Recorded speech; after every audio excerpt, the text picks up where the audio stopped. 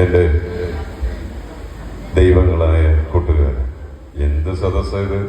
എല്ലാവരും വന്ന സദസ്യര്, ബഹുമാന്യര്, പ്രിയപ്പെട്ടവര്, കൊച്ചുങ്ങളെ നോക്കിയിട്ട് വിദ്യാർത്ഥികളെ, കുട്ടികളെ എന്നൊക്കെ വിളിക്കുമ്പോൾ ആദ്യമായിട്ടല്ലേ ഒരാളുടെ മുഖത്ത് നോക്കി ദൈവങ്ങളെ എന്ന് വിളിക്കുന്നത്? ആണോ?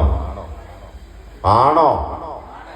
അപ്പൊ ഒരു നല്ല കയ്യടിയൊക്കെ തന്നെ സ്വീകരിക്കും. പഠിക്കുന്നത് ഈ A for ആപ്പിൾ എന്നല്ലേ എഴുതി പഠിക്കുന്നത് അല്ലേ?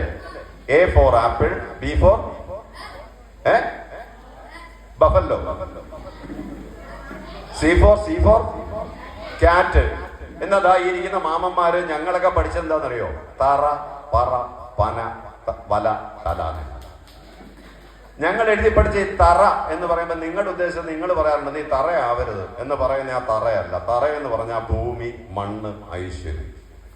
ആ മണ്ണിൽ അടിയുറച്ച് നിന്ന് ആ മണ്ണിനെ വിശ്വസിച്ച് കഠിനാധ്വാനം ചെയ്യുന്നവർക്ക് പറ നിറയ്ക്കുക എന്ന് പറഞ്ഞാൽ, അന്നൊക്കെ ഞങ്ങളുടെയൊക്കെ വീടുകളിൽ പറകളുണ്ട്. നെല്ല് നിറയ്ക്കുക, നെല്ല് ഐശ്വര്യമാണ്.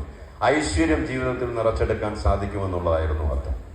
അങ്ങനെ ഐശ്വര്യം നിറച്ചെടുക്കുന്ന ഒരാൾക്ക് മാത്രമേ പന പോലെ വളരാൻ കഴിയൂ. പനയെന്ന് പറഞ്ഞാൽ ഒറ്റത്തടി മരം, ഏറ്റവും വലുതായി ആകാശമുട്ട ഇങ്ങനെ വളർന്നു നിൽക്കാൻ പന പോലെ ജീവിതത്തെ വളർത്തിയെടുത്ത് കൊണ്ടുവരുന്ന ഒരാൾക്ക് വല പോലെ ചിന്തകൾ വികസിപ്പിച്ചെടുക്കാൻ സാധിക്കും. അങ്ങനെ വല പോലെ ചിന്തിച്ചെടുക്കുന്ന ഒരാൾക്ക് മാത്രമേ അവന്റെ തലമണ്ട ഉപയോഗിക്കാനുള്ള ക്വാളിറ്റി, യോഗ്യത ഉണ്ടാകൂ എന്ന് പറഞ്ഞു പഠിപ്പിച്ച ഒന്നാം പാഠത്തിൽ തുടങ്ങിയവരാ ഞങ്ങൾ.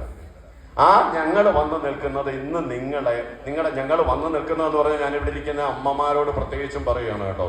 മക്കളെ എങ്ങനെയെങ്കിലും കൊണ്ടുചെന്ന് വൈറ്റ് കോളർഷിപ്പ് എന്ന് പറയുന്ന ഒരു തലത്തിലേക്ക് മാത്രം എത്തിക്കാൻ മാത്രം നിൽക്കുന്ന ഒരു തലത്തിലാണ്.